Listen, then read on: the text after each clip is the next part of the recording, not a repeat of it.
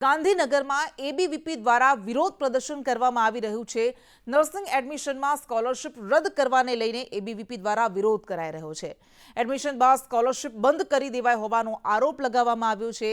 બિરસા મુંડા ભવન ખાતે એનએસયુઆઈ દ્વારા આ વિરોધ પ્રદર્શન કરવામાં આવી રહ્યું છે। વિરોધ પ્રદર્શનમાં મોટી સંખ્યામાં વિદ્યાર્થીઓ પહોંચ્યા છે અને પોલીસ બંદોબસ્ત પણ ગોઠવી દેવાયો છે।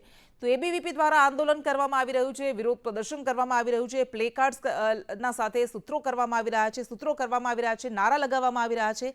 શિષ્યવૃત્તિના ઇસ્યુને લઈને શિષ્યવૃત્તિના મુદ્દા પર એબીવીપીના આગેવાનો અને વિદ્યાર્થીઓ બિરસા મુંડા ભવન ખાતે પહોંચ્યા છે અને વિરોધ પ્રદર્શન કરી રહ્યા છે। મોટી સંખ્યામાં વિદ્યાર્થીઓ પહોંચ્યા છે। એડમિશન બાદ સ્કોલરશિપ બંધ કરી દેવામાં આવી હોવાનો તેમના દ્વારા આરોપ લગાવવામાં આવ્યો છે અને આ જ મુદ્દાને લઈને તેમના દ્વારા વિરોધ પ્રદર્શન કરવામાં આવી રહ્યું છે। તેઓ નારા લગાવી રહ્યા છે, પ્લેકાર્ડ સાથે વિરોધ પ્રદર્શન નોંધાવી રહ્યા છે। સ્કોલરશિપ રદ કરવાને લઈને તેઓ પ્રદર્શન કરી રહ્યા છે। નર્સિંગ એડમિશનમાં સ્કોલરશિપ રદ કરવાને લઈને, એડમિશન બાદ સ્કોલરશિપ બંધ કરી દેવાને લઈને તેમના દ્વારા આ વિરોધ પ્રદર્શન કરવામાં આવી રહ્યું છે। ગાંધીનગરથી આ દ્રશ્યો સામે આવ્યા છે। તો ગાંધીનગરમાં એબીવીપી દ્વારા વિરોધ પ્રદર્શન, વધુ વિગત સાથે સંવાદદાતા હિરેન રાવલ જોડાઈ ગયા છે। હિરેન, શા માટે તેઓ વિરોધ કરી રહ્યા છે? શું છે તેમની માંગ?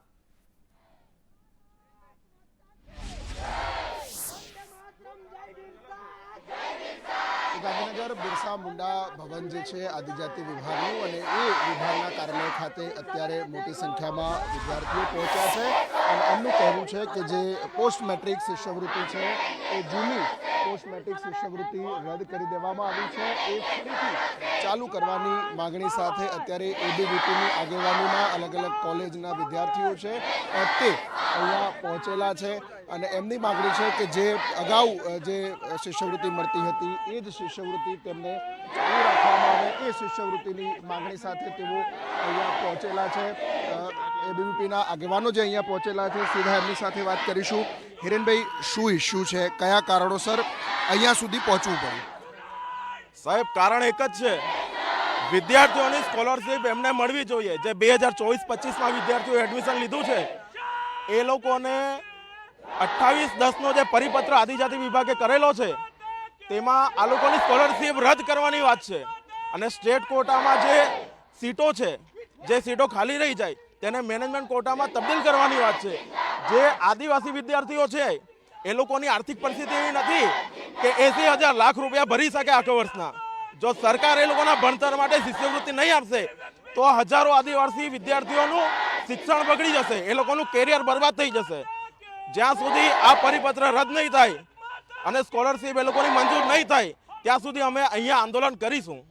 ભાજપ વાળા તો એવું કહે છે કે અમે આદિવાસીઓના મસીહા છીએ, આદિવાસી માટે ભાજપ સરકાર જ કામ કરે છે, તો આ પ્રકારની પરિસ્થિતિ, બેવડી નીતિ કેમ?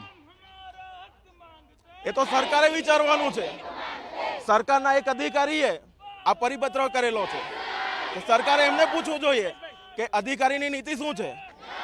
સરકાર તો તમારી જ ને, તમે એબીવીપી ને ભાજપ વાળા બધા એક જ ને। સરકાર અમારી નથી, અમે આરએસએસ સાથે જોડાયેલું વિદ્યાર્થી સંગઠન છે।